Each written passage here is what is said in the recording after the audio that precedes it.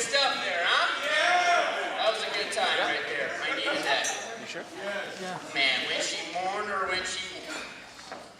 Amen, folks. Well, let's open up here to Acts chapter 16. We're going to be jumping into our part 3 of our Acts series. 2 weeks ago, I did chapters 1 through 8. I got the honor of preaching at Super Regional to do chapter 9 last week, and then Adam and Ricky covered chapters 10 through 15. And we'll be picking up and doing chapters 16 through 21 this morning. I want to give you a bit of a disclaimer. I think this morning is going to be quite a heavy lesson. I want you at this moment to try to really make a decision that you're going to have faith, and that you're going to believe, and that it's going to be possible, and that understand the sovereignty of God, that He's brought you here in this moment, and our God does not make mistakes. So you're here for a reason. He doesn't brought you this far to face an obstacle that you could not hurdle over. In every way that you've looked at all the other obstacles in your life where you thought, I couldn't pass this one, and now you're here. So you've gotten through everything that seemed impossible. And I believe it's going to be the same task for us this morning. Amen. I've simply entitled our lesson this morning, The Crisis for Leadership. The Crisis for Leadership. To give us a bit of an understanding of what's going to happen through chapters 16 through 21. Essentially, this is where it's going to get through the second missionary journey and the third missionary journey, where we see some ministries start to really blossom up and start to get planted. And what's the cost of planting ministries? What's the cost at sending people out? What's the cost of actually doing the work of the Lord? And in the same way, we're doing this today. There's a huge cost to evangelizing the world. It takes two things to evangelize the world: money and people. And just to give you a disclaimer, we just raised the money. So where are the people? And that's what I want to give us faith on this morning. Amen. Acts chapter 16. Paul, Silas, Timothy, and in a couple verses, Luke are together, and they meet this disciple named Timothy. It says in verse 1, he came to Derbe and then to Lystra, which was actually the place where Paul was stoned on his first missionary journey, where a disciple named Timothy lived, whose mother was a Jewess and a believer, but whose father was a Greek. The brothers in Lystra and Iconium spoke well of him, and Paul wanted to take him along on the journey, so he circumcised him because of the Jews who lived in the area. Wow. It says that, he circumcised him not because he had to or because they were still in the Old Testament. He circumcised him, it says, because of the Jews who lived in the area. Talk about being all things to all men. Are you with me right here? So, amen. That's quite the heart. But notice he grabs Timothy. They go on the journey. They bring the letters to the elders in Jerusalem for the people to obey. The church is strengthened in the faith and grew daily in number. So notice, these older men, they grab a younger guy named Timothy, who at this time period was no older than 19 years old. It said that Paul in 1 Timothy knew his mother and his grandmother. Isn't that awesome? And so he was a teenager right here. Tony Untalan said last night, we were over at Ricky's house, and Tony Untalan was there, and he said, when I first came to the movement, what helped me understand that this was the new movement, and helped me understand that this church was different, was I saw a sea of young people. And it helped me understand. I almost asked a couple of the elders if they were paying these young kids to be here. Wow. Yeah. Because I just couldn't believe that many young people would make a decision to be fired up for God. Yeah. You see, youth is the hallmark expression of an alive church. Because no young kid doesn't want to be a part of something that's dead. And yeah, we got a lot of young people. It means God's here. Amen. And it's keeping us all youthful. Amen. And it's preserving us. It's pretty awesome. Young people are like refrigerators. You know what I mean? Hard to move, but they keep things fresh. Anyway. He grabs Timothy, who was a teenager. We see this all over the place, right? So Moses was 13 when he got called. Jeremiah was 13 to 17 years old, right? All the apostles, except for Peter, were under the age of 20.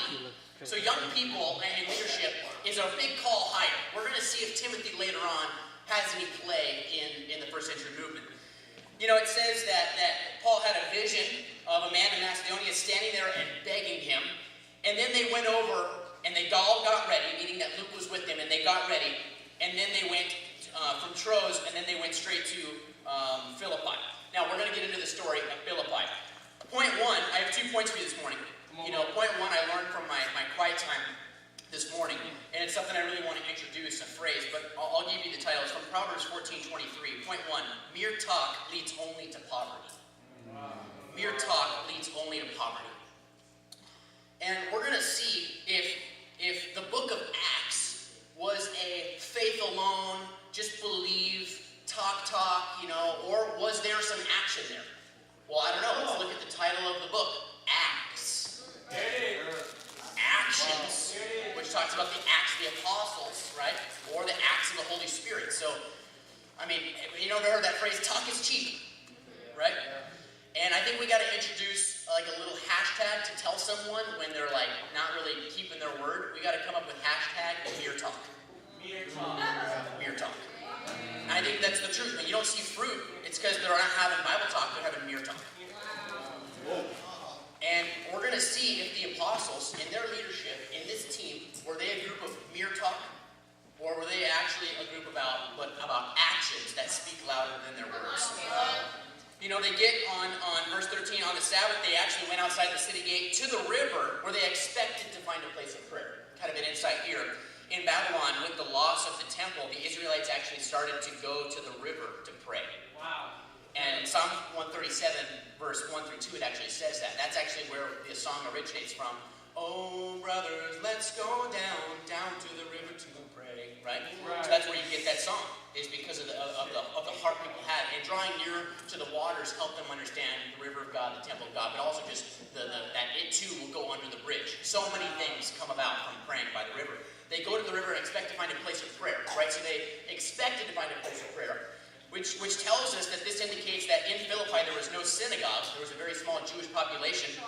But at the end of the day, they gave into the cardinal sin of discipleship, which is to never assume, right? So they expected, but they didn't see it. And while they got there, though, it says that they sat down and began to speak to a woman who had gathered there. One of those listening was a woman named Lydia, a dealer in purple cloth from the city of Thyatira, who was a worshiper of God. The Lord opened her heart to respond to Paul's message. Wow. Just like John 6:65 says that no one can come to me unless the Father enables him to. Right? So someone's heart has to be open to the message. What was the message? What did it entail? What did it have to do with verse 15? It says, when her and her household were baptized, she invited us in and says, if you now consider me a believer in the Lord, won't you come and stay with us? Isn't that awesome? So they invite him in, but check this out. It says that this whole sister's household in Philippi gets baptized. And well, it was a women's household, became a sister's household. Amen. But notice later, when this is in Philippi, Paul later writes in Philippians 4, he addresses two deaconess women who were in the household of Lydia. So they later became deaconess women, or deaconesses, deaconess. They became leaders in the church from this household. So, okay, pretty cool, right? You keep going. They keep going. Paul and Silas actually cast out an evil spirit from this girl, and they get arrested. But they have Luke and they have Timothy with them, and Luke and Timothy don't get arrested. Why? Because they were Greeks, so therefore they were safe. They arrested Paul and Silas. They're in prison. And in verse 25, while they're in the middle of prison, it says in verse 25, about midnight, Paul and Silas were praying and singing hymns to God, and the other prisoners were listening to them. Wow. To walk around and say you're a Christian, that's some cheap talk. But when you're in prison for being a Christian, and then you're singing songs, that's more than mere talk right there. That's some serious action. I honestly think that this is one of the greatest moments and examples that we have of loving the battle and the heart of a real disciple. Yeah, bro. Isn't that awesome? That many of us get sad over way less. Many people get sad over way less. You get discouraged over way less. I mean, it says that they got severely flogged in verse 23. And it says that all the other prisoners were listening to them. The world is always listening, and the world's always watching. And they know if you're a person of mere talk. Why? Because you can tell with an impoverished lifestyle. Mere talk leads only to poverty. If there's poverty in the areas of our life, then it's because we're mere talkers. They weren't about that. it says that they were so joyful. This is about midnight, so keep this in mind. This is kind of going to be encouraging. It's about midnight, and they're praying and singing hymns to God, okay? And it even says that they were day by day by the river praying, or that the evil spirit and the woman kept coming to them each day. So they were praying on a daily basis by the river, having great times with God. We're going to come back to that in a couple chapters. But it says that basically an angel comes, breaks open all the cells, and all the people start to leave. And the Philippian jailer who was watching them, who had post, understood, like, oh my gosh, if I don't guard my post and I lose all these prisoners, I'm going to get killed. He understood that. So basically, Paul and Silas come up to him, and they're like, dude, don't worry, we're here. We're here. Like, I'm here. Don't worry. And they're like, no, well, how do I save my own life? He said, how can I rescue my own life? He says, listen, he tells them the gospel. Don't worry about saving your own physical life. You need to get saved spiritually. And he tells them to get baptized. Him and his whole household get baptized. Is that crazy? So get this. 2 full households. Lydia and her household got baptized in Philippi. The Philippian jailer and his household get baptized in Philippi. Where's the crisis of leadership we're going to find? It says all the way down. It says in verse 40, after Paul and Silas came out of the prison, they went to Lydia's house, where they met with the brothers and they encouraged them. Then they left. So notice this. Luke's writing the book of Acts. And in chapter 16, verse 10, it says, we got ready. So Luke's writing about himself, saying, hey, we all got ready. Because he's, referring to himself. But later, at the very end of the chapter, in verse 40, it says, and if Luke's writing it, if you're writing something and you indicate that other people leave, does that mean you went with them? No. What does this mean? That Luke, who was just a physician, and he was not an evangelist, stayed back to lead the church in Philippi. Wow. And became the evangelist of Philippi. That's awesome. So let me break it down to you like this. If we were in a church of like 1,000, 3,000, 5,000, which we will be one day, me, just an average 23-year-old guy, I'd be like a team leader, maybe. What do you think, Lance? Maybe a team leader? Might be a team leader. If I was me, I seriously would probably just be like a team leader. Maybe. Maybe not. Even Lance maybe sees that, maybe even not. I might not even be a team leader. However, because we don't have a church of thousands, when you start small, the people that, later on in a big church, who might just be team leaders or song leaders. So get this. Because we're here, because you have a 23, I just turned 23, you have a 23-year-old team leader who's the evangelist of the South region in the City of Angels Church. Why? Because we're starting small, and this is what happens when you're on a tiny journey. Is people who would actually, later on, probably never get recognized or be thought of to be in leadership, have to lead. Let me ask you something. Do you think it's fun? Do you think my 23-year-old mental, emotional maturity and experience level is meant to lead a church at this age? Come on, bro. Do you think so? Do you think it's normal? No. You think it's normal? No. Do you think it's hard for me at times? Yeah. Sure. It's super hard. It's super hard. I toss and turn almost every night. It's super hard to sleep. And it's really difficult. But we're trying to do something. And if you're trying to evangelize the world, and there's a church that gets planted, and there's disciples that get made, and either you have to leave your friends behind, or you have to stay behind and watch your friends leave. In this stage of the movement, I need to encourage us that I'm not the only one. We actually need many of you to step up and do something like that. It's not because I'm awesome. We need many people to step up and do this. Like, listen. Like, in 15 years from now, when there are DaCostas, and there's Kieras, and there's Levi's, and there's Jessies floating around the fellowship, in 15 years from now, sure, we can let them, just lead a Bible talk and hang out. Sure. But if any of us who are in this room right now, there's no floating and there's no option. There's no choice. We're in a crisis for leadership. It's you or no one. Come on. This is the crisis of leadership. It's going to feel like a tear. You're going to either send Paul and Silas and be Luke that stays back and has to lead it, because look at me, for me,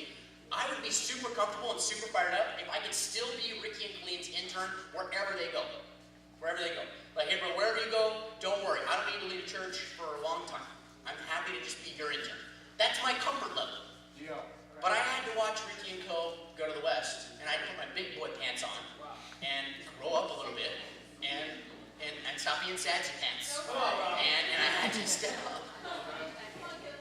You're either going to lose friends and send them out, or say goodbye to them as you get sent out. This is the heart and the crisis of leadership we're in. And mere talk leads only to poverty. Walk around, say you're part of the International Christian Church, say you're part of a movement. There's two kinds of people in the movement. There's people who move the movement and watch the movement move. I think many of us have watched people see their friends get sent out. We've watched other people get sent out. There's going to come a time where you might be the Luke that has to stay, or you might be the Paul and Silas that has to go. The crisis for leadership is upon us, but the solution is here in this room. Are you with me right here? We keep going to chapter 17, verse 1. It says in chapter 17, verse 1, they passed through Amphipolis and Apollonia, and they came to Thessalonica, where there was a Jewish synagogue. So right here we see Paul's tactic and his strategy. Paul passed through the small cities in order to get to the leading city. Why? Because that leading city would be responsible to plant the smaller towns. Are you with me right here? And we're doing the same thing. That's why we're smacking Atlanta. That's why we went to Columbus. That's why we're going to go to Salt Lake City, Utah, and ruffle some feathers with Mormon people. That's why we're going to go to Boise, Idaho. You see, we got to go to the big cities, and that's what we're doing. But the question comes, you got to realize, we are planting 30 churches in the next few years. 30 churches in the next few years. And are we going to send somebody who's never led a ministry before? No, we're most likely going to send people who are already leading churches. The question comes, who's going to go lead their churches? And it's not like we just send 2 people like Paul and Silas. No, you send a mission team of 15 or 20 people. So who's going to replace those 15 and 20 people that got sent out? Do you see how this works? The movement has to move. And you'll either move with it, or you'll move out of it. So you move in or you move out. Super simple. And this is a crazy call. They go to the big cities. I wrestled with this even on Thanksgiving night. And I wrestled if I should do this or not, but I think I'm going to do it. I wrestled, and I mean, I'm not like Pentecostal or anything like that, but I think God made it clear to me, like, you need to talk to every member and tell them what they need to do and prepare themselves to do. And I feel like I need to do that. And I really want you to understand that this is from God. God's about to tell you what you need to step up and do. Are you with me right here? So I'm going to go around, and I need you might want to write this down. I'm not going to like rip anybody, but I'm going to go through. Nick and Jackie, you serve at a huge capacity. We need you guys to be house church leaders in the South region. We're going to grow this sucker pretty big, and we're going to need you to probably grab our house church. Little Drew, get baptized. Amen. You too. Johnsons, we too need you. We need you guys to lead a Bible talk. We need you to probably lead a small marriage ministry eventually. We need you to be great preachers and Bible talk leaders and oversee another Bible talk. So we need you to be Bible talk leaders, and we need you to oversee another Bible talk. DeCosta, you need to lead a church. You need to lead a church. Don't mess around anymore. Allie, we need you to lead a church. Or be a cranking admin. I don't see any other route. It's going to be one of the two. Richard, we need you to lead a cranking, powerful Latin Bible talk. With many people in it. With droves of people that are not Hispanic but speak Spanish, because we are an all-nations church.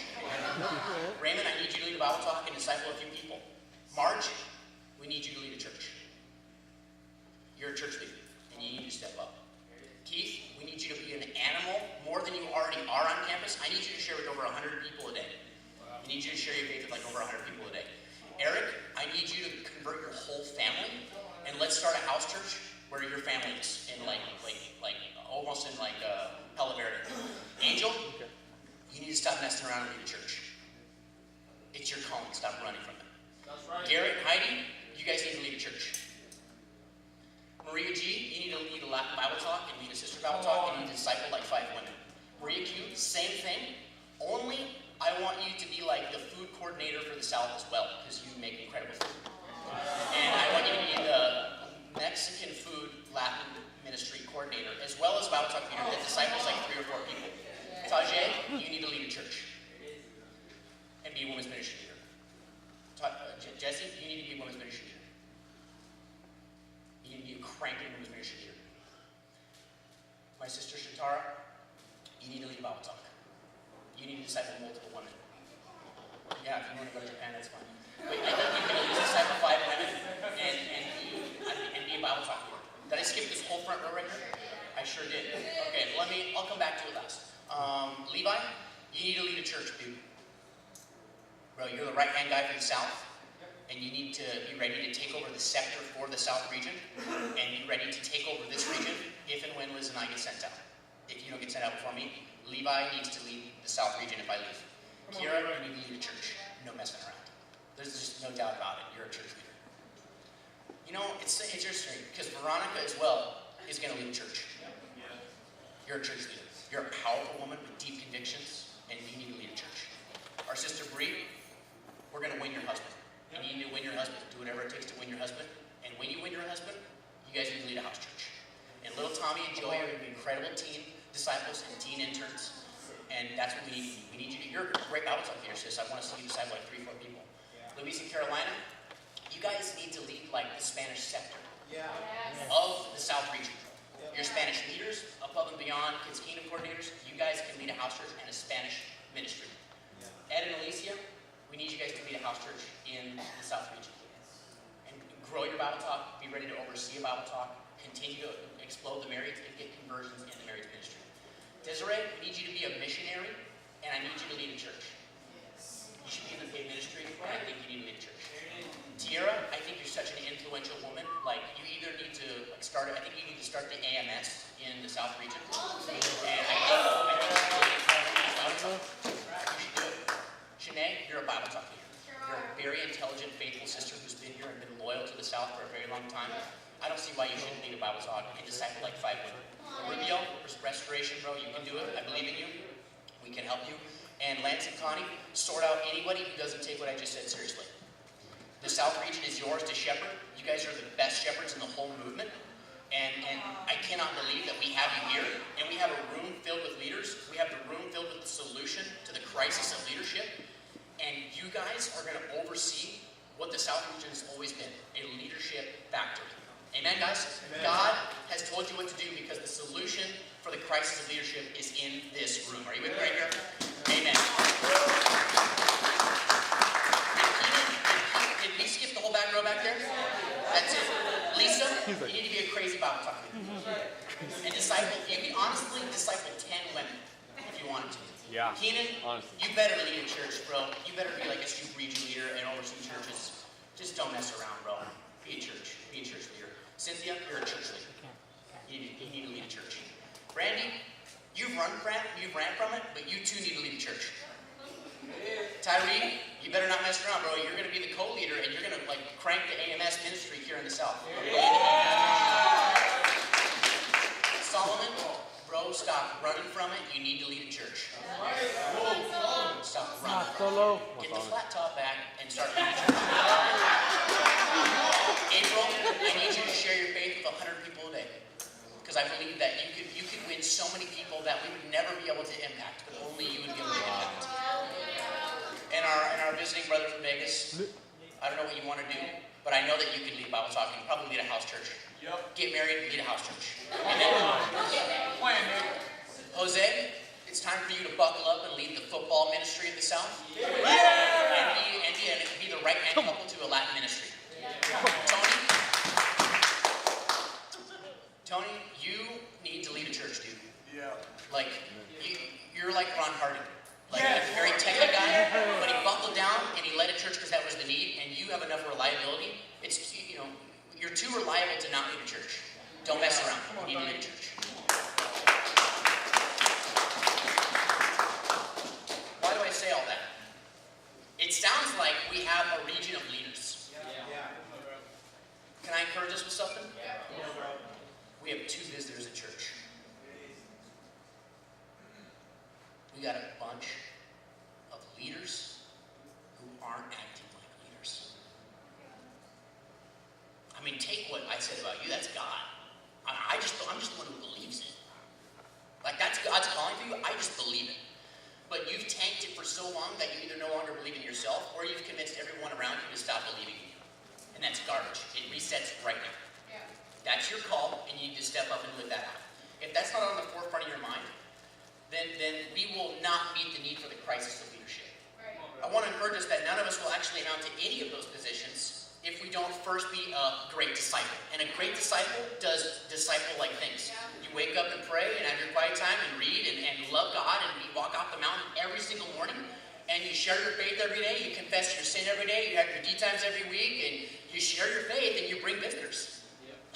But there being no visitors here today tells me that the root issue is many of us are not leaving our quiet times inspired. You might have had one to check it off, but you can't tell me that you are deeply inspired and in love with Jesus Christ more than you ever were before. Every day you need to fall in love with God a little bit more. And I say all this, why? Because it's something I've had to do. Yeah. I see Luke leave and go grab the church. They go to Berea, they go to Athens, then they go to Corinth. Then they go to Ephesus. This just blows my mind at the amount of leadership and all the places they went. And guess what? Each time they left someone behind, or they sent somebody back, or they sent somebody over here, or they sent somebody over there. Timothy went and led Ephesus. It just blows my mind that the leadership that's at stake. But one thing stands before us, guys, that mere talk is going to lead only to poverty. Mere talk. And it's time that we start checking each other and not trusting anyone until their actions prove what they just said. So you can say you're going to hit missions, but if you don't hit missions, you're a mere talker.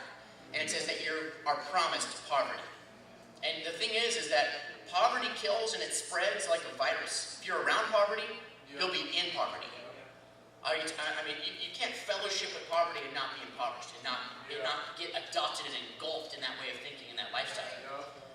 But a group of disciples that's enriched by their quiet times, that they're richly dwelling on the word, that this is not just a group of young people, but it's a group of inspired people who understand that they are the solution to the crisis for leadership. Are you with me? Come on, man. Chapter 18, we'll get to the third missionary journey where Priscilla and Aquila, who were house church leaders in Rome, they actually meet and greet Paul and have become a partnership with Paul. And it says that they converted a man named Apollos. They get this man named Apollos who only understood the baptism of John. And it says that Apollos is converted and he becomes a great help. And he vigorously begins to refute people around the city. What's crazy is that the man that they converted, Apollos, he was a long-time believer but a very short-time follower. Like, he believed in God and knew about God. He grew up with a religious background but was a short-time follower. He wasn't really a sold-out disciple. But he gets converted, and he takes over the leadership of the Corinth church. Reference 1 Corinthians 3:5 and 1 Corinthians 16:12.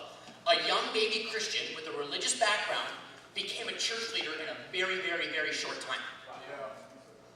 That's what we need from all of you. Chapter 19, Paul goes to Ephesus while Apollos was at Corinth, and he says that he found some disciples. Now, all scholars believe that these disciples were made by Apollos. These were Apollos' disciples that he made while he was in the city of Ephesus. And it says that in verse 2, he says, "Did you receive the Holy Spirit when you believed?" And they said, "No, we've never even heard that there was a Holy Spirit." They answered, we don't know about that. We've never heard of that. We didn't get taught that. Then Paul says, "What baptism did you receive?" Because baptism and the Holy Spirit have everything to do with one another. Are you with me? Acts 2. He says they received John's baptism. And Paul said John's baptism was a baptism of repentance. On that, he ordered them to be baptized in the name of the Lord Jesus. This actually closes out the full summary right here. That it explains it like they were made into disciples by Apollos. And Apollos knew the baptism of John and taught them the baptism of John. And we just got taught that the baptism of John was not a valid baptism. And so all these disciples and Apollos get baptized. Are you with me here? They get converted. And see, that's going to be a big part of our ministry, is converting other religious people. It's few and far between you find somebody who's never had a church background and doesn't believe in Jesus at all, who's like, yeah, I want to learn about Jesus. And more often than not, they think they're already saved, and then you show them the way more adequately, because it says that Apollos' faith was inadequate, and they had to explain it more adequately. Most of us grew up in church and we just had an inadequate faith, but we got corrected when we studied the Bible. Notice that a huge persecution kind of breaks out again, and it says in verse 9, some of the people became obstinate and they refused to believe. In Ephesus, they refused to believe.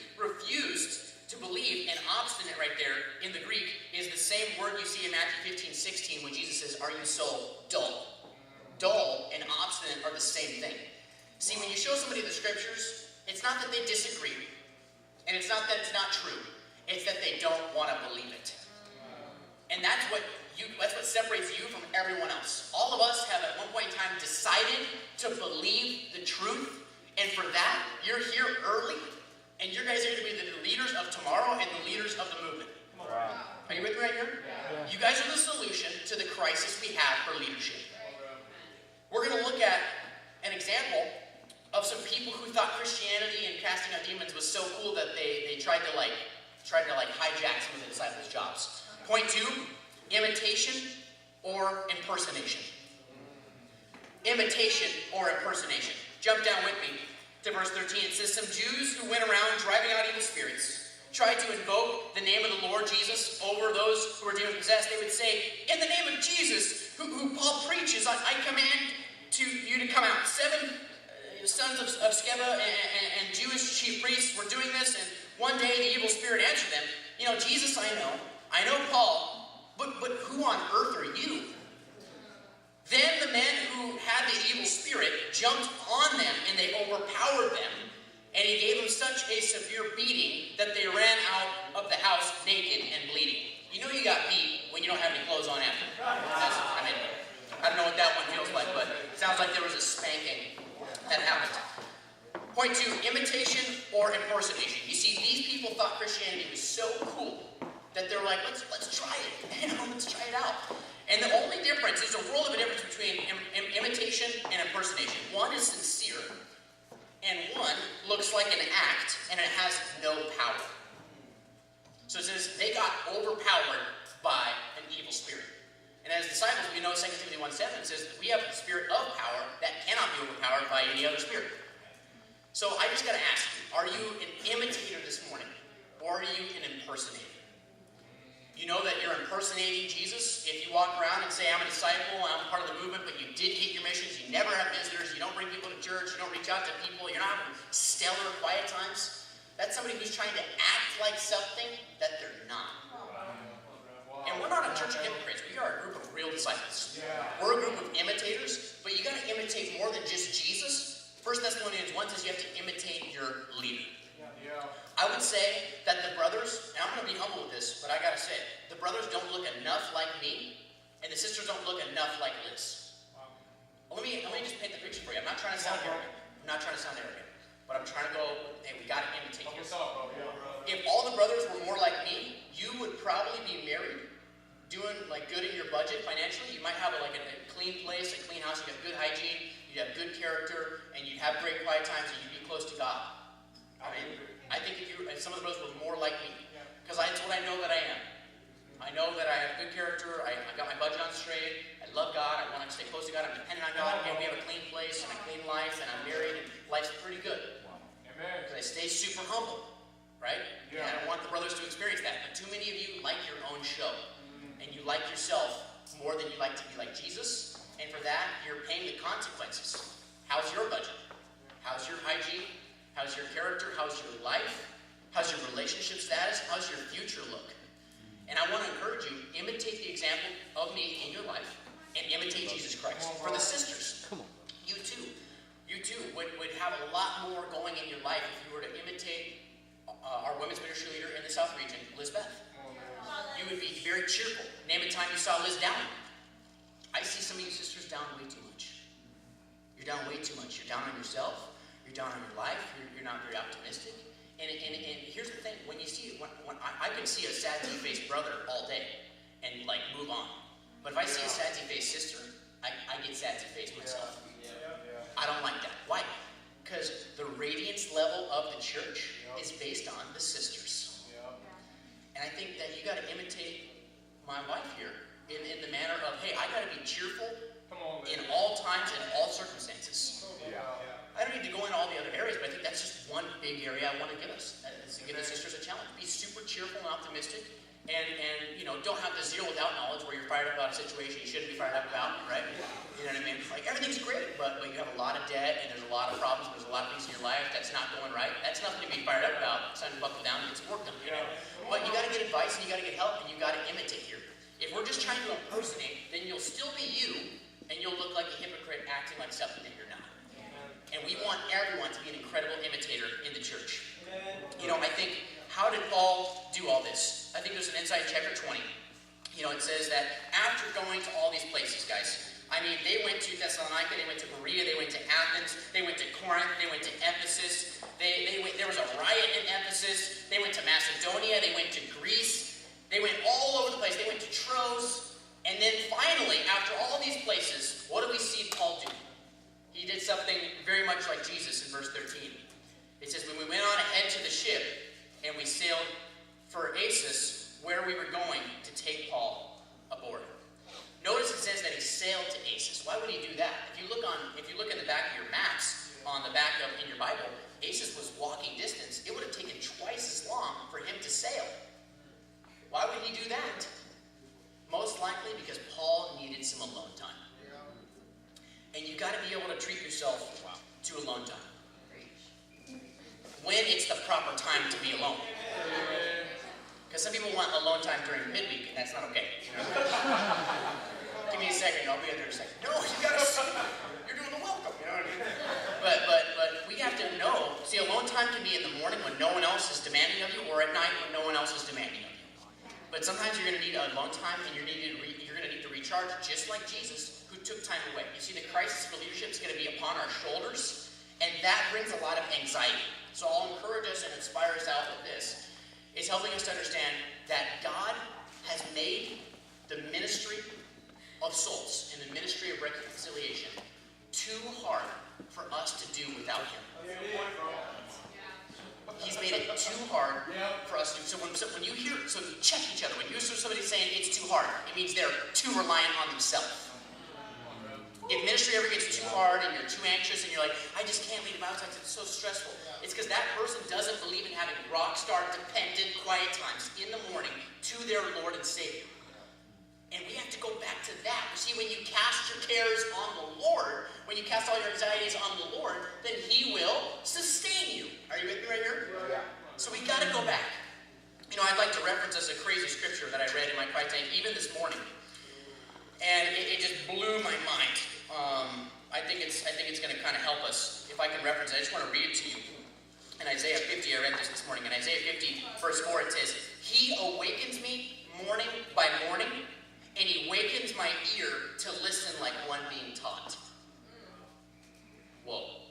He awakens you morning by morning, and He wakens your ear to listen like one being taught. You ever woke up before your alarm?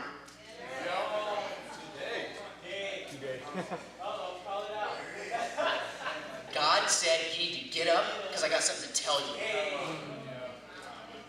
If you go later, in verse 5 it says, the sovereign Lord has opened my ears, and I have not been rebellious, and I have not drawn my back. You see, if you go back to sleep when the Lord wakes you up, you're rebellious and you're turning your back on what God wants to teach you. And the sustainability of your life is based on waking up and having your time with God. Be on your knees, reverent in prayer, and read the Bible like the love story and the love letter that it was written for you from God. This is God's love letter to you. How dare us treat it with contempt, as if it's some book filled with stories, as if it's optional. If you don't have a quiet time every day, you're arrogant. You're arrogant. You know why ministry is hard? You know why you're not the leader that you should be right now? You know why you're stressed out to disciple 2-3 people? It's because you don't rely on the Lord. And see, the solution to the crisis for leadership is not people stepping up and just doing those positions. It's everyone getting back to their relationship with God. See, no amount of hard work is going to make up for a lack of reverence. And that's, I think, our epidemic here in the South. The crisis for the South is irreverence. I don't think many of us are reverent enough. And this is the opportunity for you to take a long time. You got to get back to your relationship with God. You got to get back to that. You got to wake up excited. You see, if you're not waking up excited to get into the Word, I'm going to tell you something. I dare say, if you're not waking up with anxiety to see the crisis for leadership that we're in, then of course you're going to hit the snooze button. You have to wake up so anxious and so worrisome that you have to have a quiet time. You have to wake up so anxious about the world that's on your shoulders that you have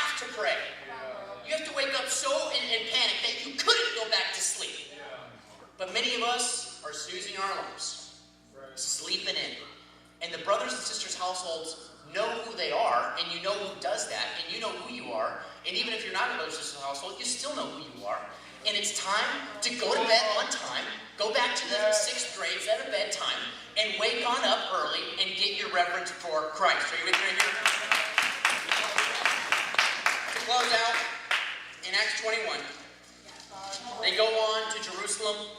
Paul is arrested, and Paul has but one thing on his heart when he's arrested in Jerusalem.